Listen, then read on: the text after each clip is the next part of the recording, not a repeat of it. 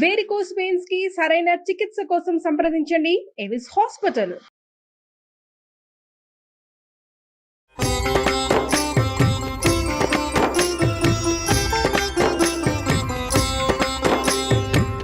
నమస్కారం. మనం అనేక రకాల పురాణాలు వింటూ ఉంటాం. మొన్నటిదాకా కార్తీక పురాణం విన్నాం. ఫిబ్రవరి వస్తే మాఘ పురాణం వింటాం. పురాణాలు మనకి ప్రత్యేకంగా వినపడుతూ కనపడుతూ ఉంటాయి. ఎవరైనా మరణించారంటే గరుడ పురాణం వినాలని కూడా చెప్పుకుంటాం. అసలు ఈ పురాణం అంటే ఏమిటి? ఏంటంటే పురాతనం పాతకాలంలో జరిగిన దాన్నే పురాణం అనాలి. ఇది వరకు జరిగిందే, అదేవి కొత్త కథ కాదు, కల్పించిన కథ కాదు. జరిగిన దాన్ని మళ్ళీ చెప్తారు. మనం చెప్పుకుంటూ ఉండగా తర్వాత కాలంలో జరిగిన కొన్ని విషయాలు దానికి కొంచెం యాడ్ అవుతూ ఉంటాయి. కానీ మొదట విషయం మాత్రం ఫ్రేమ్ అంతా జరిగిందిగానే ఉంటుంది. అయితే ఈ పురాణం వినటం వల్ల అసలు ఏమొస్తుంది మనకి? పురాణంతో ఏం జరుగుతుంది? పురాణంలో ఎలాంటివి చెప్పబడ్డాయి? అసలు ఎన్ని రకాల పురాణాలు ఉన్నాయి? ఇవన్నీ తెలుసుకోవాల్సిన విషయాలే. ప్రతి పురాణము కొత్త విషయాల్ని తెలియజేస్తుంది. ప్రతి పురాణంలోనూ ఒక దాంట్లో ఒకటి ఇంటర్లింక్డ్గా కనపడతాయి. ఈ పురాణంలో ఇలా చెప్పబడిన గాథ ఇంకో పురాణంలో కొంచెం అటు ఇటుగా మార్పుతోటి కూడా మనకి కనిపిస్తుంది. దీనికి ఎట్లా చెప్తారంటే, ఇప్పుడు మనం మహాభారతాన్ని కూడా మనం పురాణాల్లో కలపకపోయినా మహాభారతాన్ని జయకావ్యం అంటారు. ఈ జయకావ్యం అనేది ప్రత్యేకంగా మనం ఒక శ్లోకంలో వింటుంటాం. నారాయణం నమస్కృత్య నరం చైవ నరోత్తమం దేవీం సరస్వతీం వ్యాసం తతో జయం ఉదీరయేత్ అని. ఈ నారాయణుడికి నరుడికి నమస్కారం చేసి సరస్వతీదేవిని వ్యాసుడిని తలుచుకుని జయం ఉదీరయ్యేత్. జయం అంటే ఈ మహాభారతానికి ఆ పేరుంది. అయితే పురాణాలన్నిటినీ కూడా జయకావ్యాలుగానే చెప్పాలి. ఎందుకంటే ఈ పురాణాలతోటి మనం సంసారాన్ని జయించగలుగుతాము. భగవంతునికి వైపుకి చేరే మార్గాలకి మెట్లుగా మనకి పురాణాలు ఉపయోగపడతాయి. అసలు పురాణాలు ఎన్ని అంటే 18 పురాణాలు మనం వింటూ ఉంటాం. 18 పురాణాల పేర్లు చెప్పమంటే ఎవరికి తెలియదు, కొంచెం కష్టం అవుతుంది. ఈ 18 పురాణాలకి ఉప పురాణాలు కూడా ఉన్నాయి. వాటి నుంచి డ్రైవ్ చేయబడి ఇంకొంచెం ఎలాబరేట్ చేయబడినవి అనమాట.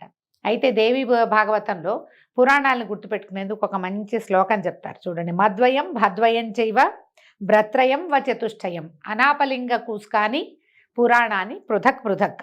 ఇది తమాషాగా ఉంది, చూడండి. వివరంగా చెప్పుకుందాం. మద్వయం భద్వయం చైవ. మద్వయం, మాతోటి 2 పురాణాలు ఉన్నాయి. ఏమేమి ఉన్నాయి? మత్స్య పురాణం, మార్కండేయ పురాణం. తర్వాత భద్వయం, ద్వయం అంటే 2. భాతోటి భాగవత పురాణము, భవిష్య పురాణము. తర్వాత బ్రత్రయం, బ్రాతోటి 3 ఉన్నాయి. ఈ బ్రా అనే అక్షరంతో వచ్చినవి ఏమిటి? బ్రహ్మపురాణం, బ్రహ్మవైవర్త పురాణం, బ్రహ్మాండ పురాణం. తర్వాత వ చతుష్టయం, వాతోటి 4 ఉన్నాయి. అవేమిటి? వరాహ పురాణం, వామన పురాణం, వాయు పురాణం, విష్ణు పురాణం. ఆ తర్వాత అనాపలింగ కూస్కాని, ఎంత బాగా చెప్పారో చూడండి. ఆతోటి ప్రారంభమయ్యేది అగ్ని పురాణం. నాతో ప్రారంభమయ్యేది నారద పురాణం. పాగద, పాతో స్టార్ట్ అయ్యేది పద్మపురాణం. లింతో స్టార్ట్ అయ్యేది లింగ పురాణం. గాతో స్టార్ట్ అయ్యేది గరుడ పురాణం. తర్వాత కూతో స్టార్ట్ అయ్యేది కూర్మ పురాణం. తర్వాత స్కాతో ప్రారంభమయ్యేది స్కాంద పురాణం. మొత్తం 18 చెప్పేశారు, చూడండి. వాయుపురాణం స్థానంలో అక్కడక్కడ శివపురాణాన్ని స్వీకరించే సంప్రదాయం కూడా ఉంది. వాయుపురాణాన్ని శివపురాణం అని చెప్తారు. అయితే ఇక్కడ మనం చదువుకుంటున్న పుస్తకంలో అది కూడా అలాగే రాసుందనమాట. ఈ భాగవతం విషయంలో కొంతమంది దేవి భాగవతాన్ని, మరికొందరు విష్ణు భాగవతాన్ని తీసుకుంటారు. దేవి భాగవతము దీంట్లోనే ఉంది. మనం అనుసరించే సాంప్రదాయాన్ని బట్టి దేవి భాగవతాన్ని లేదా కృష్ణ భాగవతాన్ని స్వీకరించే విధానం కనిపిస్తుంది. ఈ పురాణాలని కొన్ని వర్గీకరణలు చేశారు. సాత్విక, తామస, రాజసిక పురాణాలుగా. సాత్విక పురాణాలు విష్ణు, నారదీయ, భాగవత, గరుడ, వరాహ పురాణాలు సత్వగుణ ప్రధానమైనవి. ఇలా ఉంటాయంటే పెద్దవాళ్ళు చెప్పిన ప్రకారం వినాలి మనం. రెండోవి తామస పురాణాలు మత్స్య, కూర్మ, లింగ, శివ, స్కాంద పురాణాలు తామస పురాణాలుగా చెప్తారు. తర్వాతది రాజసిక పురాణాలు బ్రహ్మాండ, బ్రహ్మవైవర్త, మార్కండేయ, భవిష్య, వామన పురాణాలు రజోగుణ ప్రధానమైనవి. ఇందులో ఒక వర్గీకరణ ఇంకొంచెం సెపరేట్గా ఏంటంటే శివ సంబంధమైనవి, విష్ణు సంబంధమైనవి, బ్రహ్మ సంబంధమైనవి, సూర్య సంబంధమైనవి, అగ్ని సంబంధమైనవిగా కూడా వీటిని డిఫరెన్షియేట్ చేసి చెప్పబడుతుంది. శివ సంబంధమైన వాటిలలో శివుడు ప్రధాన దైవతంగా, ఆయన కథలే, ఆయన యొక్క భక్తుల గాథలే కనిపిస్తాయి. విష్ణు సంబంధమైన పురాణాల్లో విష్ణు పురాణం, తర్వాత భాగవత పురాణం, నారద పురాణం, ఇవి విష్ణు సంబంధమైనవి. ఈ రకంగా డిఫరెన్షియేట్ చేయబడతాయి.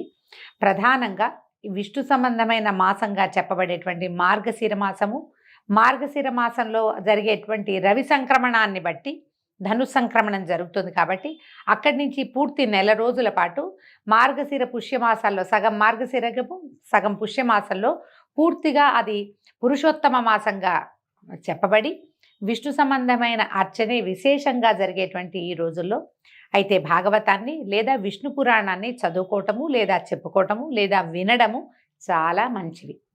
అయితే మనం భాగవతంలో దశమ స్కంధం ఇంతకుముందు చెప్పుకుని ఉన్నాము.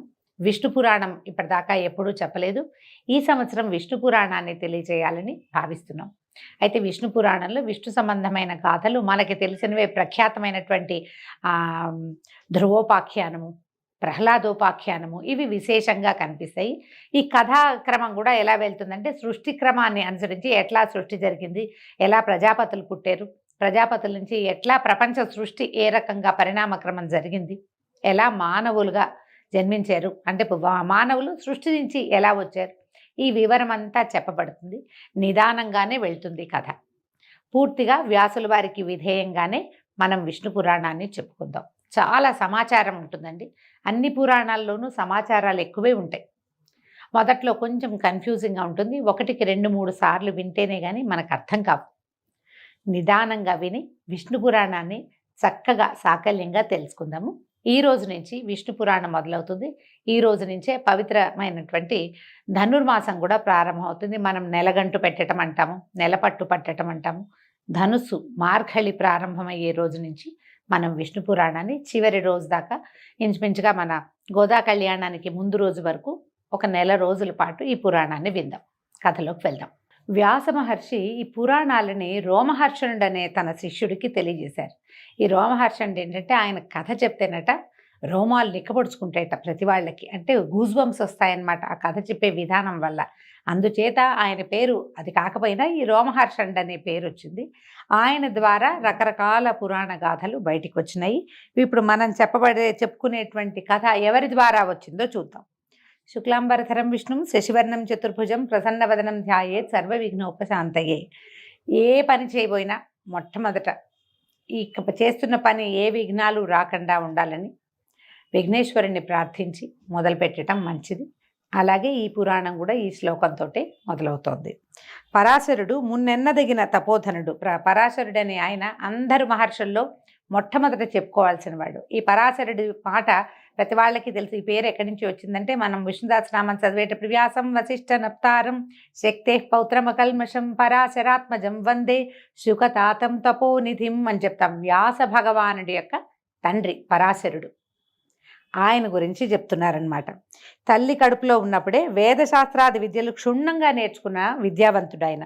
చిన్నతనంలోనే తపశక్తితోటి రాక్షస సంహారం చేసినవాడు.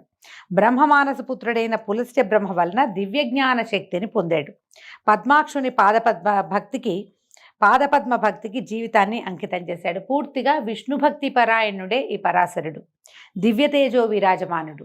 అయితే ఇంతటి మహానుభావుడైన పరాశరుడే గురువుగా మైత్రేయుడని ఆయన వేదశాస్త్రాలు అభ్యసించి శుశ్రూష చేస్తూ ఒకనాడు ప్రభాతకాల కృత్యాలు నిర్వర్తించి సుఖాసీనుడై ఉన్న గురువుకి నమస్కరించి ఇలా అడిగాడట. గురుదేవా, నీ అనుగ్రహం వల్ల వేదాలు శాస్త్రాలు క్షుణ్ణంగా తెలుసుకున్నాను, జ్ఞానధనం పొందిన అదృష్టవంతుణ్ణయ్యాను.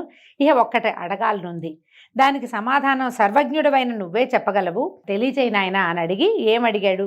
అన్ని లోకాలలో ఆధారమై వెలసిల్లే దేవుడెవరు? ఇంద్రాదులకు ప్రభువు, భక్తుల కోరికలు తీర్చేవాడు, చరాచర పదార్థములందు ఉండేవాడు, యోగీంద్ర వినుతుడు, వేదమయుడు, తన కథల చేత ఇహపర సౌఖ్యాన్ని కలిగించేటువంటి దేవుడెవరు? విజ్ఞాన ప్రదాత, భువన నిర్మాత, భర్త, సంహర్త అయిన ఆ దేవుని గురించి తెలుసుకోవాలని నా కోరిక.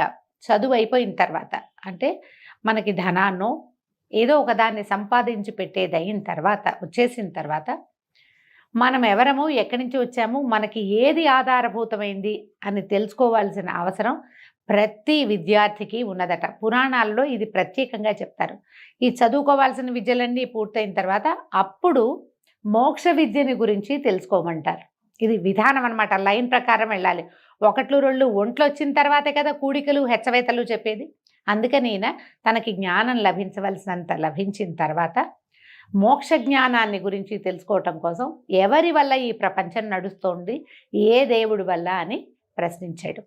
అలాగే ఇంకా అడుగుతున్నాడు, పృథివ్యాది భూత ప్రమాణాలు, సప్త సముద్ర విస్తారము, సప్తద్వీప వృత్తాంతము, సప్త కులపర్వతాల విషయము, సూర్యాది గ్రహతారక సంచారము, దేవాది చతుర్విధ భూత సృష్టి, చతుర్దశమన్వంతర వృత్తాంతము, 4 యుగాల ప్రమాణము, కల్ప విషయము, యుగధర్మాలు, దేవర్షుల చరిత్రలు, రాజవంశ చరిత్రలు, వేదశాఖ ప్రమాణాలు, బ్రాహ్మణాది వర్ణధర్మాలు, బ్రహ్మచర్యము మొదలైనటువంటి 4 ఆశ్రమాల పద్ధతి వినాలని ఉన్నది, సెలవియవలసిందని మనవి అని అడగగా పరాశరుడు పరమానంద హృదయుడే ఇలా చెప్పాడు.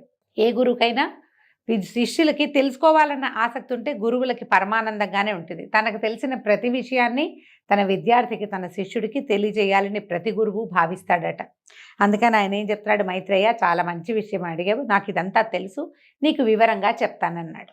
పరాశరుల వారు సెలవిస్తున్నారు. ఆయన చెప్తున్నారు, మా చిన్ననాడు ఒకప్పుడు పులస్త్య బ్రహ్మ వచ్చి నన్నెంతో ఆదరంగా చూసి నువ్వు పురాణకర్తవవుతావు అని వరం ఇచ్చి వెళ్ళిపోయాడు. ఆ వరప్రభావం వల్ల పౌరాణిక విషయమంతా నాకు స్వాధీనమైంది, దానిని వివరిస్తాను విను అనగా మైత్రేయుడు అన్నాడు, ఆచార్య, పురాణకర్తగా నిన్ను పులస్త్యుడు అనటానికి కారణం ఏమిటి అని అడిగితే ఇలా చెప్తున్నారు. పూర్వము విశ్వామిత్రుడు పగబట్టి మా తాత కొడుకులను 9 దారుణంగా చంపించాడు రాక్షసుల చేత. పరాశరుని యొక్క తన తాత కొడుకు తండ్రులని, నాన్నల్ని, బాబాయిల్ని చంపించాడు. మా తండ్రి శక్తి వారితోనే మరణించాడు. ఇప్పుడు వ్యాసం వశిష్ఠ నప్తారని చెప్పుకున్నాం. శక్తే పౌత్రం అకల్మషం అని. శక్తి యొక్క పౌత్రుడు వ్యాసుడు, అంటే వశిష్ఠుని యొక్క కుమారుడు శక్తి. వశిష్ఠుడితోటి వైరం వచ్చి విశ్వామిత్రుడు ఏం చేశాడు, వశిష్ఠుల వారి సంతానం మొత్తాన్ని సంహరించాడు, రాక్షసుల సహాయంతో చేశాడట. ఈ పురాణం ప్రకారం ఈ గాథ చెప్తున్నారనమాట. అప్పటికి నేను తల్లి కడుపులో ఉన్నాను, అంటే శక్తి మరణించే నాటికి ఆయన కుమారుడు జన్మించల, గర్భస్థ శిశువుగా ఉన్నాడు ఈ పరాశరుడు.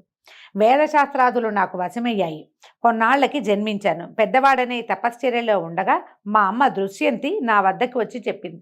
పరాశరుడి తల్లి పేరు దృశ్యంతి అట.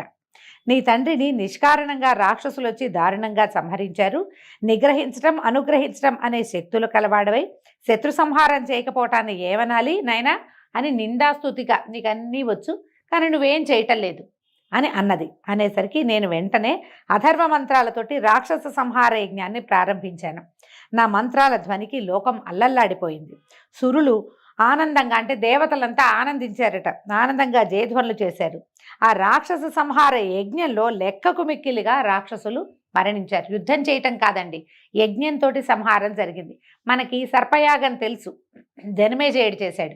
ఈయన పరాశరుడు రాక్షస సంహార యజ్ఞం చేశాడట. చావక మిగిలిన వాళ్ళు మా తాత వశిష్ఠుని వద్దకు వెళ్ళి రాక్షస సంహారం విషయం చెప్పి ప్రార్థిస్తే ఆయన వాళ్ళకి అభయం ఇచ్చి నా దగ్గరకు వచ్చి ఆదరంగా అన్నాడు, నాయనా పరాశర శాంతించు, ఏదో ఎప్పుడో జరిగింది, దానికి ఇప్పుడు నువ్వు ఘోరంగా ఈ జీవహింసా కార్యం ఎందుకు చేస్తున్నావు? మునులకు దూష్యం నాయన, మునులు ఇలాంటి పని చేయకూడదు, నువ్వు తపశ్చర్యలో ఉండేవాడివి, సంహార క్రియ మనది కాదు, మనం అది చేయకూడదు.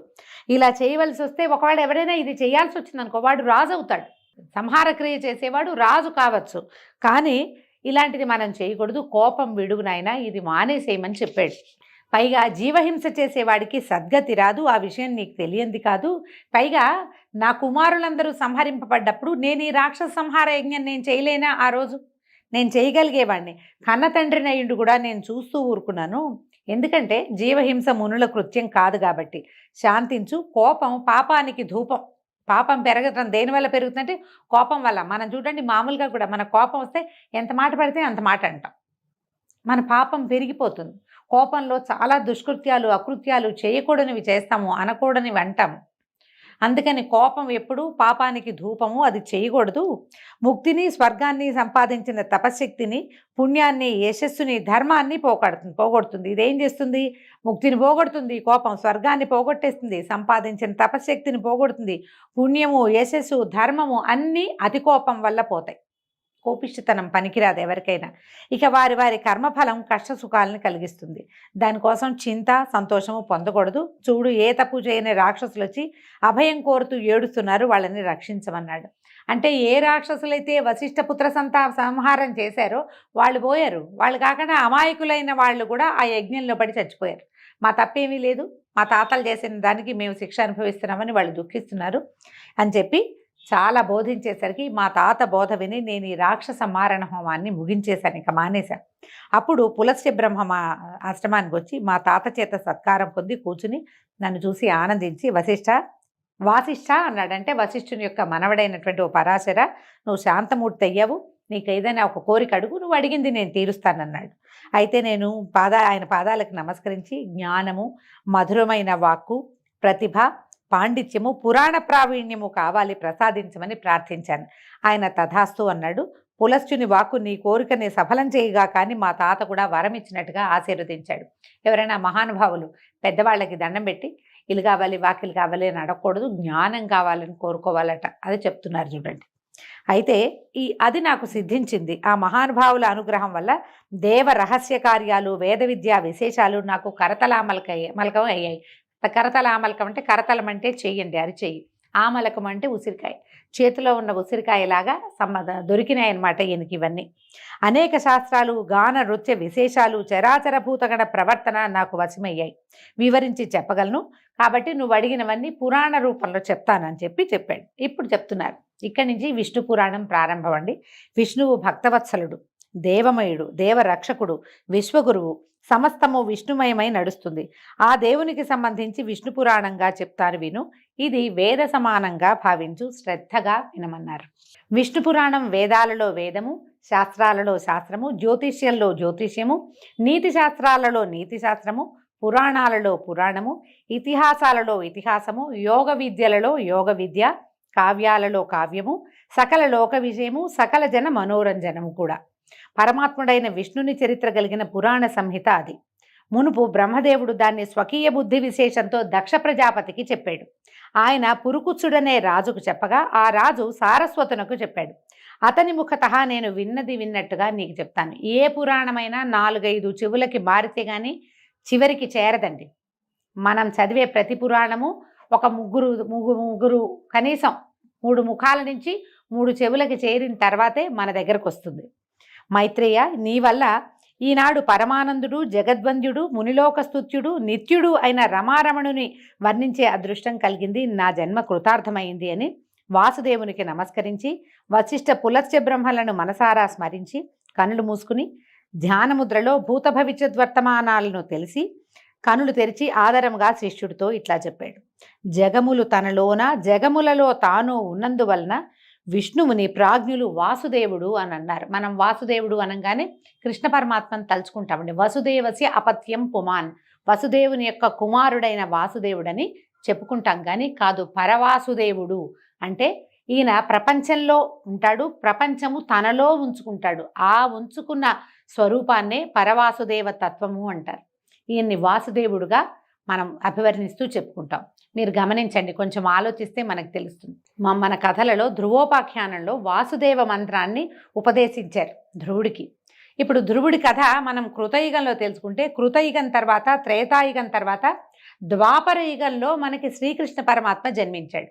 ద్వాపర యుగంలో జన్మించిన శ్రీకృష్ణ పరమాత్మని మనం వాసుదేవ అంటే, ఈ వాసుదేవుడు కృతయుగంలో ఎలా ఉన్నాడు అంటే కృష్ణ పరమాత్మ కాదనమాట, పరతత్వమైన వాసుదేవుడి గురించి చెప్పబడుతుంది అనమాట. అందుకని విష్ణువు స్వరూపాలలో ఆయన నామధేయాలలో ఉన్న వాసుదేవ తత్వము ప్రపంచమంతా నిండి ఉన్న వ్యాపనశీలుడైనటువంటి విష్ణువుని గురించే చెప్పబడింది. ఈ వాసుదేవుడు అంతా తన రూపమై చరాచరములు ఉంటాయి. ఆయన తన రూపాన్ని గనక ఉపసంహరించుకుంటే సర్వము శూన్యమైపోతుంది. అప్పుడు వాసుదేవుడు కాలపురుషుడవుతాడు. కాలం వాసుదేవుని లీలాస్వరూపంగా కనపడుతుంది. ఆ రూపమే పగలుగా రాత్రిగా కూడా ఉంటుంది. ఆద్యంతాలు లేక విశ్వమయుడైన వాసుదేవుడు అనగా కాలపురుషుడనగా నిర్వచించి ముందు వెనకలు చెప్పటం వేదాలకు కూడా సాధ్యం కాదు. విత్తు ముందా చెట్టు ముందా అంటే ఏది ముందు ఏది వెనక ఎవరు చెప్పగలుగుతారు? ఆయన ముందా ఇది ముందా అనేది అసలు చెప్పలేం మనం. ఈ వాసుదేవ స్వరూపము కాల ప్రవృత్తి. ఆ విధంగా ఉన్న కాలపురుషుని నుంచే శబ్దం పుట్టిందట. శబ్దం నుంచి ఆకాశతత్వం పుట్టింది. ఆ విధంగా ఆకాశం, శబ్దగుణకం ఆకాశం అని చెప్తారండి. ఈ శబ్దం నుంచే ఆకాశం పుట్టిందట. ఆ శబ్దానికి స్పర్శ తన్మాత్ర గుణం, దాంట్లో ఒక లోపలి గుణం ఏంటంటే స్పర్శట. ఆ స్పర్శ గుణం వల్ల వాయుతత్వము, వాయువు యొక్క రూపం ఏంటంటే దాని తన్మాత్ర గుణం, అందులో ఉన్నటువంటి లోపల గుణమేమో అగ్ని. ఆ రూపం వల్ల దానికి రూపమే దాని యొక్క తన్మాత్ర. ఆ రూపం వల్ల అగ్నితత్వం పుట్టింది. అగ్నికి రసము తన్మాత్ర గుణం. ఆ రసం వల్ల జలతత్వం పుట్టింది. జలమునకు గంధం తన్మాత్రం అంటే లోపలి గుణం అన్నమాట. ఆ గంధం వల్లే పృథ్వీతత్వం పుట్టింది. ఇప్పుడు పృథివీ ఎక్కడి నుంచి పుట్టిందంటే లైన్ పైదాకా వెళ్ళాలండి. ఆకాశం నుంచి వరుసగా 5 గుణాలు పుట్టుకుంటూ వచ్చినాయి. ఒక దాంట్లో నుంచి ఒకటి చొప్పున పుట్టినాయి అన్నమాట. ఇవన్నీ కూడా ఈ పంచభూతాలు తమలోని శబ్దగుణాలు ప్రవర్తించగా వ్యాపించి విశ్వమయమై భావించటమే విష్ణు భక్తిగా భావించు. విష్ణువు ఎక్కడున్నాడంటే ఆయనలోంచి పుట్టిన, అందులోంచి పుట్టిన, అందులోంచి పుట్టిన ఈ 5 గుణాలు అన్నిట్లలోనూ కూడా పృథివ్యప్తేజో వాయురాకాశాది పంచభూతాలలో కూడా విష్ణువు వ్యాపనశీలుడుగా ఉన్నాడు. ప్రపంచంలో ఆయన లేని చోటే లేదు. ప్రహ్లాద తత్వంలో ఇది మనకి కనపడుతుంది. అతను చెప్తాడు, ఇందుగలడు అందు లేడని సందేహము వలదు చక్రి సర్వోపగతుండు అని. ప్రతి చోట ఉన్నాడు ఆయన. ఎందుకున్నాడంటే ఆయనలోంచి ఇవన్నీ పుట్టుకుంటూ వచ్చాయి కాబట్టి.